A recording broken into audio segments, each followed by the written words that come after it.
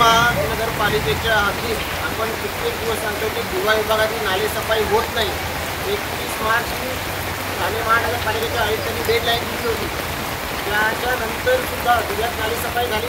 त्यानंतर आम्ही दिवा विभागाकडून आयुक्तांची भेट घेतली. त्यांना सांगण्यात आलं की दिव्यात नालेसफाई झाली, हातसफाई झाली नाही. ह्याच्यात फक्त नागरिकांना बसेल आम्ही तिथून घरात पाणी जातो. आज पाहायचं दिवा विभागात आज पाऊस चालू झालेला आहे. 2-3 पावसातच अनेक चालींना पाणी गेलेलं आहे. आज आपण बघा की भगवान माते चाल आहे, शंकर चाल आहे, चालींना 2-2 पाणी गेलेलं आहे. याला जबाबदार कोण?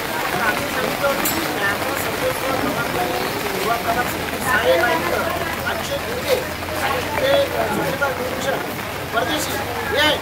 तर आयुक्तांना आमची विनंती आहे की आज ज्या लोकांनी नुकसान झालं याची नुकसानाची भरपाई त्यांनी महापालिकेने टाकून त्या लोकांना द्यावी आणि या निष्क्रिय अधिकाऱ्यांना तात्काळ निलंबित करावं असं आम्ही मागणी करतो. आणि आपण बघा भगवान मंदिर झाले गेल्या 5 वर्षापासून आम्ही या साईडला पाठपुरावा करतो की इथला नाला हा इथल्या लोकांना दरवर्षी या लोकांना पाणी जातो. महापालिकेचं वारंवार याकडे दुर्लक्ष झालेलं आहे. त्याच्यामुळे तातडीने महापालिकेने उपाययोजना करावी आणि नाला तात्काळ काढून इथल्या लोकांना रहिवाशांना दिलासा द्यावा.